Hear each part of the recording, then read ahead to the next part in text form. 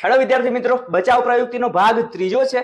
જો આગળના ભાગ ના જોયા હોય તો એકવાર તમે આગળ જોઈ લેજો. તો ચાલો આજે આપણે જોવાનું છે આપણે ભાઈ ક્ષતિપૂર્તિ અથવા તો પૂરક પ્રવૃત્તિ. તો ભાઈ ક્ષતિપૂર્તિ કોને કહેવાય? તો કોઈ વ્યક્તિ કોઈ એક કામમાં નિષ્ફળ જતો હોય તો એની એ નિષ્ફળતા બચાવવા માટે કોઈ બીજા કામ તરફ એ પ્રેરાશે અને એ કામમાં એવો આગળ જશે અને પોતાની વાહવાહી થશે. તો ભાઈ પેલું કામ જે એને નથી આવડતું એ ઓટોમેટિક દબાઈ જશે. તો એને કહેવાશે ભાઈ ક્ષતિપૂર્તિ. પોતાની ખામીને એ બચાવવાનો એને પૂરવાનો પ્રયત્ન કરે છે. બરાબર. વ્યક્તિ પોતાની એક ક્ષેત્રની ખામીને અન્ય ક્ષેત્રમાં વિશિષ્ટતા કે સિદ્ધિ પ્રાપ્ત કરીને પૂરવાનો પ્રયત્ન કરે છે. બરાબર. ઉદાહરણ જુઓ, તમને ખબર પડી જશે કે ભાઈ અભિનેત્રી બનવાનું શક્ય ન લગતા લતા મંગેશકરે કંઠ વિકસાવી સુપ્રસિદ્ધ ગાયકી બનવાનું પસંદ કર્યું.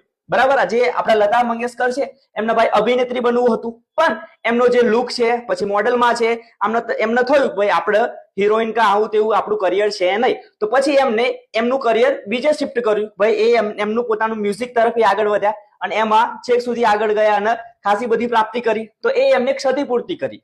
એમને હિરોઈન બનવું જ હતું પણ એમને લાગ્યું ભાઈ આપણાથી થઈ શકે એવું નથી, તો બીજા ક્ષેત્રમાં એમને થોડુંક આગળ ગયા. પછી ગણિત વિજ્ઞાનમાં ઠોઠ હોય, અમુક વિદ્યાર્થી તમે જોયા હશે કે ભાઈ ગણિત વિજ્ઞાન ના આવડતું હોય પણ એ રમત ગમતમાં અથવા તો ચિત્રકલામાં એ વધારે એક્સ્ટ્રા હોશિયાર હશે. એટલે ભાઈ જે ગણિત વિજ્ઞાનમાં જે એમને નથી આવડતું એ બાકીના નહીં દેખાય, પણ જે સ્પોર્ટમાં આગળ હશે, રમતમાં આગળ હશે એ જ દેખાશે. એટલે ભાઈ એ પણ એક જાતની ક્ષતિપૂર્તિ કહેવાય. બરાબર. પછી આ ખાસ યાદ રાખજો, આ પણ તમારું ક્ષતિપૂર્તિનું જ ઉદાહરણ કહેવાય કે જો આપણા પિતા હોય અને એમને જો ડોક્ટર બનવાનું હોય પણ કોઈક આપણા સંજોગો વસાત એ ડોક્ટર ન બની શક્યા તો પછી એ પોતાના છોકરાને કહેશે ભાઈ હવે તારે ડોક્ટર જ બનવાનું. તો જે એમનું સપનું હતું એ પોતાના છોકરા પર થોપી દેશે. એમને જો કદાચ ક્રિકેટર બનવું હોય અને કદાચ ના બની શક્યા તો એ પછી એમના છોકરાને કહેશે ભાઈ આપણે ક્રિકેટર જ બનવાનું.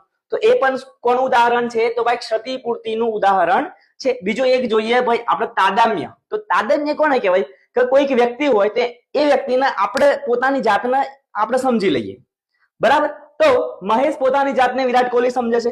વિરાટ કોહલી રમતો હોય આપણે મેચ આપણે જોતા હોય પેલો ચોક્કો મારતો હોય તો આપણને એવું થાય હાર ચોક્કો મેં જ માર્યો, છક્કો મારતો હોય તો આપણને એવું થાય કે હાસ છક્કો મેં જ માર્યો. તો આવી જે લાગણી છે ભાઈ પોતાની જાતને જ આપણે અનુભવી લઈએ છીએ, બીજાને જોઈને જ પોતે જ હોય એવું અનુભવવું, તો આપણે તાદામ્ય કહેવાય. બરાબર. પછી સવિતાબેન છે પોતાની જાતને હિરોઈન સમજે. અમુક છોકરીઓ હોય પોતાની જાતને ઐશ્વર્યા રાય અથવા કેટરીના કૈફ સમજતી હોય તો એ પણ શું થાય? એક જાતનું તાદામ્ય જ કહેવાય. પછી કોઈ સગા સંબંધી હોય એ કોઈ વિશિષ્ટ પોસ્ટ પર હોય, દાખલા તરીકે પીએસઆઈ છે, કલેક્ટર હોય તો આપણે આજુબાજુ વાળાને કહીએ ભાઈ અમારા આ તો પીએસઆઈ છે, અમારા આ તો કલેક્ટર છે, આમ અને તેમ.